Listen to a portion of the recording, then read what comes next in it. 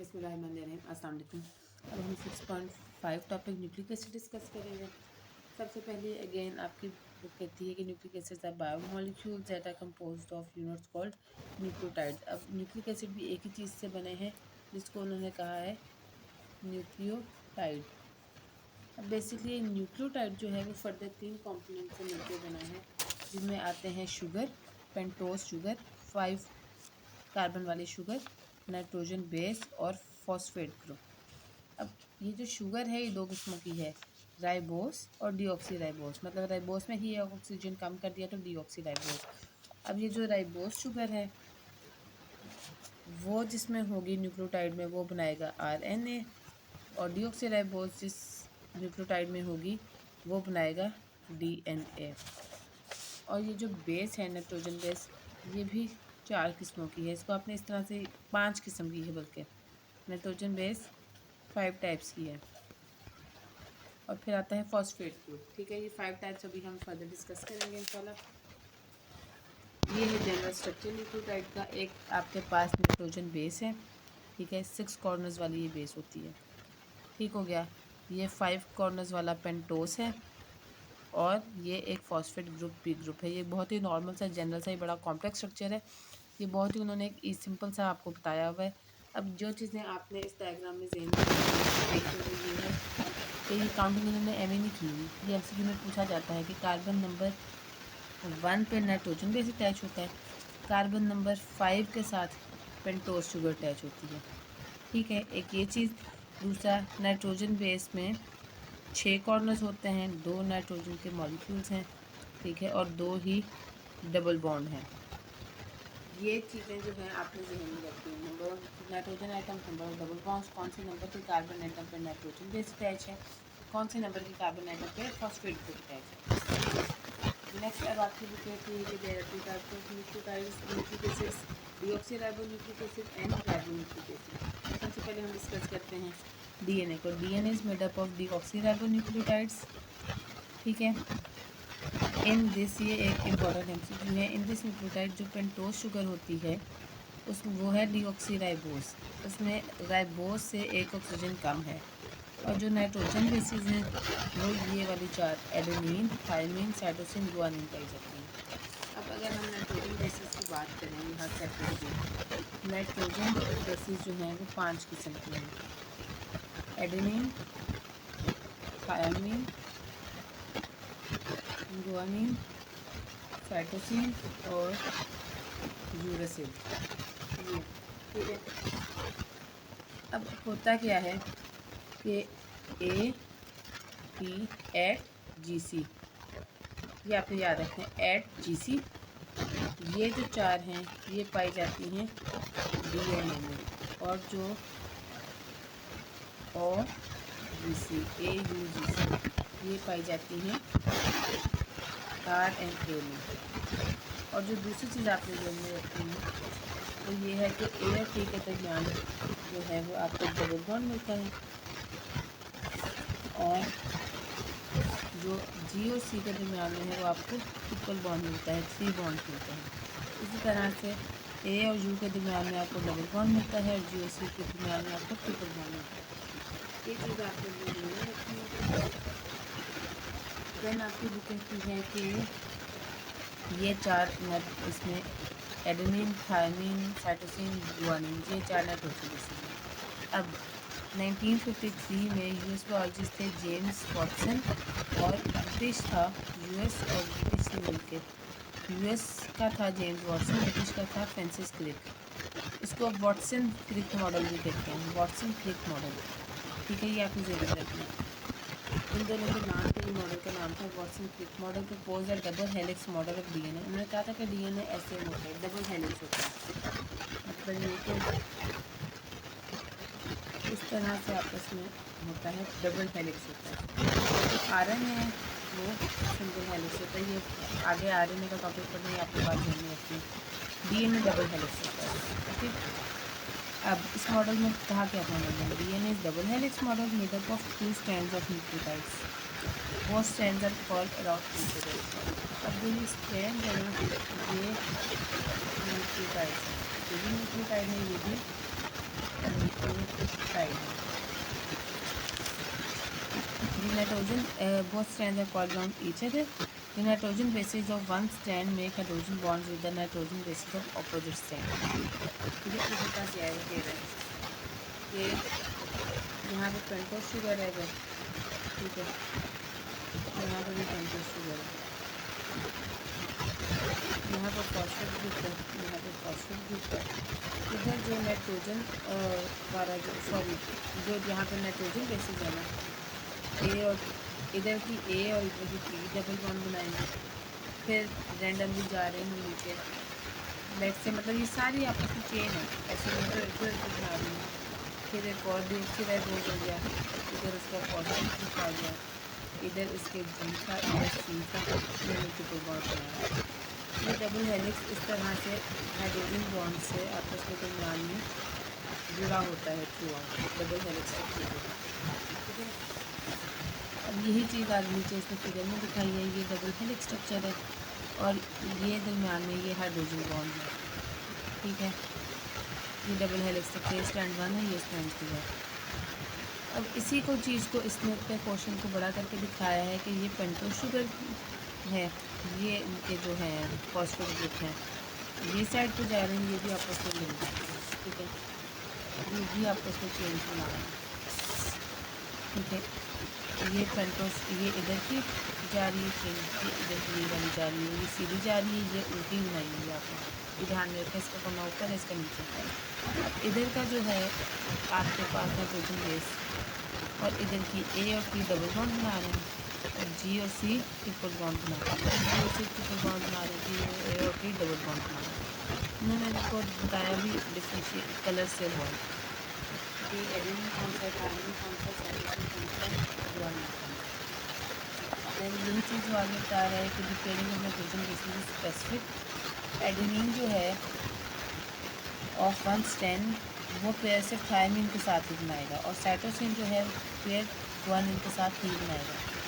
और एडेनिन और थायमिन के दरमियान में 2 हाइड्रोजन बॉन्ड्स होंगे और जो हमारे साइटोसिन और गुआनिन है उनके दरमियान में 3 हाइड्रोजन बॉन्ड।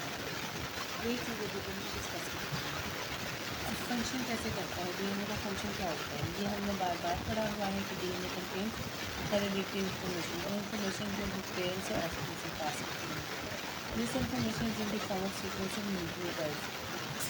अब हमें पता है कि जो डीएनए है वो बेसिकली न्यूक्लिक एसिड है, डीएनए न्यूक्लिक एसिड है और न्यूक्लिक एसिड जो है वो आपके पास वो न्यूक्लियोटाइड्स के मिलने से बना है। Because nucleic this sequence determines the order of amino acid. ठीक है, वो कहता है कि ये जो न्यूक्लियोटाइड्स है ना, इन पे मैसेज होता है कि अमीनो एसिड्स कितने और किस सीक्वेंस में और कौन कौन से अमीनो एसिड्स होते हैं। इस न्यूक्लियोटाइड में जो मैसेज होता है ना, जो मैसेज होता है और प्रोटीन सिंथेसिस, इसको हम कहते हैं जीन। डीएनए के ऊपर जो न्यूक्लियोटाइड्स में मैसेज होता है न्यूक्लियोटाइड्स के फॉर्म में, वो कहलाता है जीन। ठीक है, this sequence determines the order of amino acids during protein synthesis. अब इन न्यूक्लियोटाइड्स के पास मैसेज होता है कि अमीनो एसिड के प्रोटीन बनाना है। अब वो segment of DNA important definition है in which the sequence of nucleotides determines the synthesis of proteins। वो DNA का पोर्शन जिसके ऊपर वो मैसेज है कि कौन कौन से वो सेगमेंट DNA का जिसके ऊपर पूरा सीक्वेंस है न्यूक्लियोटाइड्स का, जो बताते हैं कि आगे प्रोटीन किस किस्म की बननी है। ये वो मैसेज है जो डिसाइड करता है कि आगे किस किस्म की प्रोटीन बननी है। पॉलीपेप्टाइड चेन कहते हैं, छोटी चेन प्रोटीन को पॉलीपेप्टाइड कहते हैं और बड़ी कॉम्प्लिकेटेड चेन को कहते हैं प्रोटीन प्रॉपर। ठीक है, प्रोटीन बड़ी बने या छोटी बने, मतलब प्रोटीन प्रॉपर बने या पॉलीपेप्टाइड चेन बन रही है, दोनों का मैसेज जो है सिंथेसिस जो है वो इस न्यूक्लियोटाइड के पास है सारा कोड, और उसको पोर्शन को कहते हैं जीन। ये जीन की डेफिनेशन है और ये मैंने स्टार लगा दी, बहुत इंपॉर्टेंट है। During reproduction DNA is pass from one generation to next, in this way DNA carries the hereditary information to next generation. ये डीएनए अभी चलता रहता है, ये वो मैसेज है जो ऑफस्प्रिंग से ऑफस्प्रिंग जाता है, ये वो हेरिडिटरी इंफॉर्मेशन है जिसको हम कहते हैं जीन। तो जब मतलब क्लियर हो गया होगा, नेक्स्ट न्यूक्लियोटाइड हमारे पास आ जाता है राइबोन्यूक्लिक एसिड आ रहा है। ये जैसा कि मैंने अभी आपको दिखाया था कि ये सिंगल स्ट्रैंड होता है, डबल नहीं होता, सिंगल स्ट्रैंड होता है। सिंगल स्ट्रैंड होता है, स्ट्रैंड कंसिस्ट ऑफ राइबोन्यूक्लियोटाइड्स। अब राइबोन्यूक्लियोटाइड से जो न्यूक्लियोटाइड से बने थे और ये राइबोन्यूक्लियोटाइड से बने थे, ठीक है। तो आपके पास एक अन्य न्यूक्लिक एसिड्स में न्यूक्लियोटाइड से बना था वो था DNA, और जो राइबोन्यूक्लियोटाइड से बना है वो है RNA। ये आपने चीज़ नहीं रखी। इसमें डीऑक्सीराइबोज होता है, इसमें होता है राइबोज। इसके अंदर ये बॉन्ड बनता है, इसके अंदर ये बॉन्ड बनता है। ये डबल हेलिक्स होता है, हेलिक्स के लो या स्ट्रैंड के लो, और ये सिंगल हेलिक्स होता है या स्ट्रैंड, ठीक है।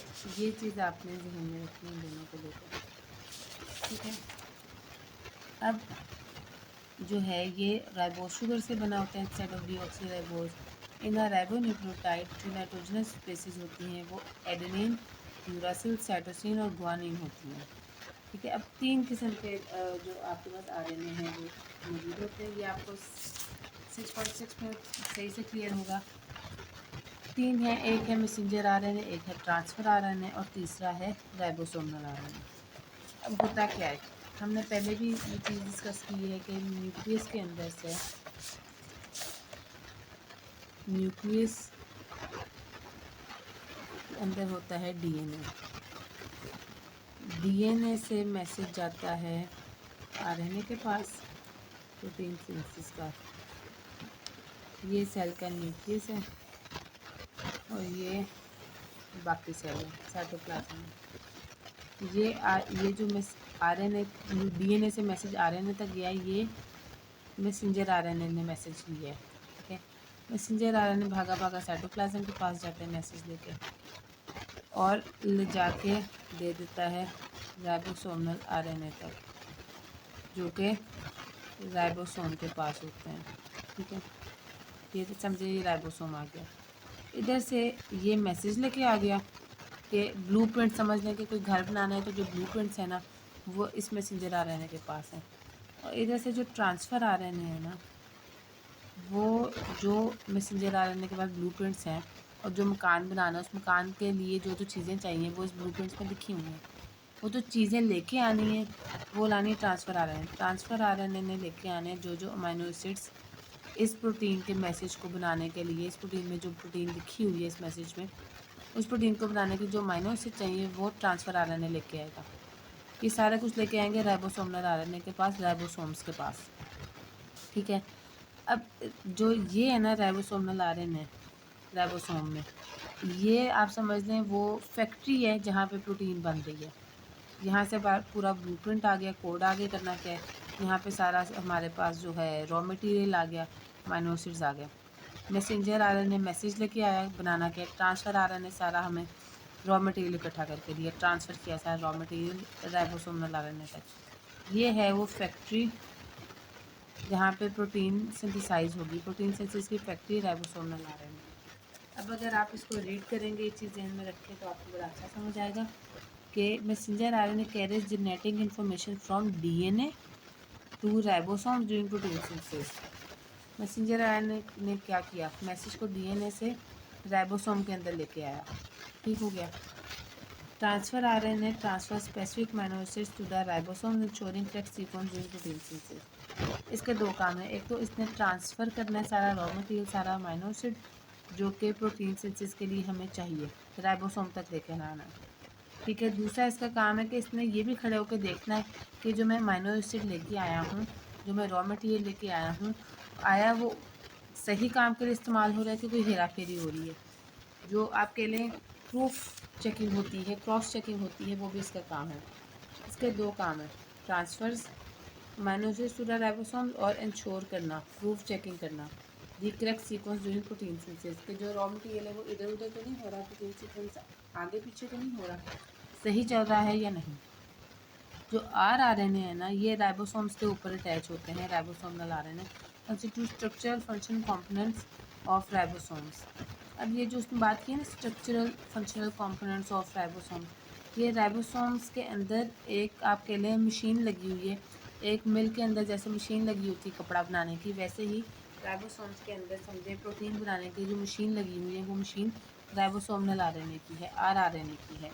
Components of ribosome constitute structure and functional components of ribosome, cellular machinery for protein synthesis। ये राइबोसोमल आरएनए आरआरएनए जो है वो पूरी मशीनरी प्रोवाइड करता है। होता है ये कि ये राइबोसोम है, आपको पता है एक बड़ा सा यूनिट है, छोटा, इसके ऊपर में राइबोसोमल आरएनए होते हैं जो कि पूरा यहाँ से अमीनो एसिड्स घुस रहे हैं, ठीक है। इधर से आपके पास मैसेंजर आरएनए का सारा कोड इधर लगा हुआ है, तो यहाँ से पूरी की पूरी प्रोटीन बन के निकल रही है, ठीक है। तो पूरी की पूरी स्ट्रैंड्स जो है पॉलीपेप्टाइड की, और अगर ये कॉम्प्लिकेटेड स्ट्रैंड है तो ये प्रोटीन होगी, ये दो पॉलीपेप्टाइड की चेन होगी। छोटा जो पॉलीमर होता है ना अमीनो एसिड का, उसको कहते हैं पॉलीपेप्टाइड, और जो बड़ा पॉलीमर होता है अमीनो एसिड का, उसको कहते हैं प्रोटीन। एक ही चीज़ है, छोटी है तो पॉलीपेप्टाइड और बड़ी है तो प्रोटीन, ठीक है एक ही चीज़। तो ये यहाँ पे ये फैक्ट्री लगी हुई है राइबोसोम्स के अंदर में, राइबोसोमल आरएनए की, जो कि अमीनो एसिड्स जो आए हैं और जो आपके पास मैसेंजर आरएनए से मैसेज आए, ब्लूप्रिंट्स आए हैं, वो सारा कुछ देखते हुए सारा प्रोटीन बना के निकाल रही है। ठीक हो गया, यहाँ पे हमारा ये टॉपिक ख़त्म होता है। नेक्स्ट हम इनकी वर्किंग थोड़ी और डिटेल में एक दफ़ा डिस्कस करेंगे, working of DNA and RNA, जो कि एक इम्पॉर्टेंट लॉन्ग टॉपिक है विद डायाग्राम, ठीक है। ये हम इंशाल्लाह नेक्स्ट टॉपिक में डिस्कस करेंगे। तब तक अल्लाह हाफिज़।